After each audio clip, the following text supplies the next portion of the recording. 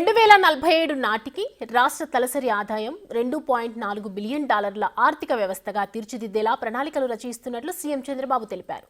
జీఎస్డీపీపై CM presentation ఇచ్చారు. గడిచిన కొన్నేళ్లుగా 10% మాత్రమే వృద్ధి రేటు ఉందన్నారు బాబు. ప్రభుత్వ ప్రణాళికల్లో భాగంగా 15%గా వృద్ధి రేటు చేరితే 347 లక్షల కోట్లకు జీఎస్డీపీ చేరుతోంది. తలసరి ఆదాయం 58 లక్షల కోట్ల మేర పెరిగే అవకాశం ఉందని తెలిపారు.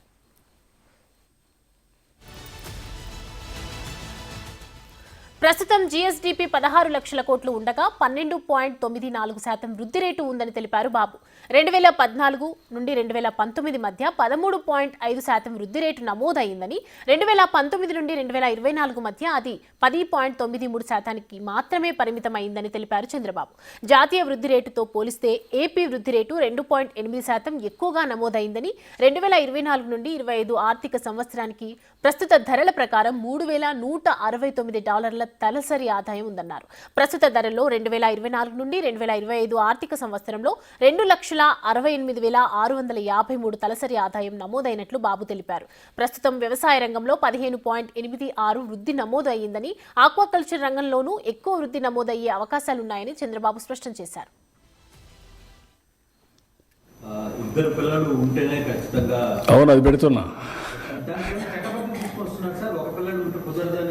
తీసుకొస్తాం, అప్పుడు తీసుకొచ్చాం కదా, మళ్ళీ తీసుకొస్తాను. ఆ రోజు ఆ చట్టం రిలవెంట్, ఇప్పుడు ఈ చట్టం రిలవెంట్. ఇప్పుడు ఏది చూసినా family, big family is the నామ్, family as a unit, empowerment is the reality. I want do everything.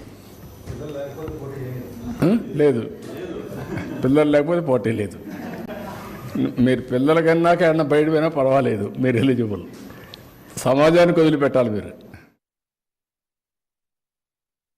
51 తర్వాత కంట్రీ కూడా తగ్గిపోతుంది పాపులేషన్. దీనికోసం నేను ఏమంటున్నానంటే population management, replacement 2.0, 2.1 replacement. Every couple 2.1 చిల్డ్రన్కి లైఫ్ టైంలో భర్తిస్తే దానివల్ల సేమ్ పాపులేషన్ కంట్రోల్ అవుతుంది. ఎక్కువైతే ఎక్కువ అవుతుంది, తక్కువైతే తగ్గిపోతుంది. ఇప్పుడు ఎక్కడున్నాం మనం అంటే 2025 1.8 అక్కడున్నారు, ఇప్పటికే 1.93, 21కే. అంటే కంట్రీలో కూడా పాపులేషన్ తగ్గుతూ ఉంది. మందైతే 1.51, ఇంకా బాగా తగ్గిపోయింది. సౌత్ ఇండియా మొత్తం డేంజర్ ట్రెండ్లో ఉంది, డేంజర్ సిగ్నల్స్ మోగుతున్నాయి. ఇంకా రాను రాను ఇప్పుడు south Korea 0.7, Japan same thing, even యూరోప్లో జర్మనీ ఇవన్నీ కూడా సేమ్ థింగ్. చైనా కూడా ఇంక డిమినిషింగ్ పాపులేషన్. వాళ్ళకు మనకు చూస్తే వాళ్ళ పాపులేషన్ మనకంటే ఎక్కువ ఉండి వాళ్ళు మనకంటే తగ్గారు. ఇప్పుడు మన జనాభా పెరిగింది. ఇది కొన్ని రోజులు ఉంటుంది, మళ్ళీ మనం కూడా తగ్గుతాం. So this is where population as asset.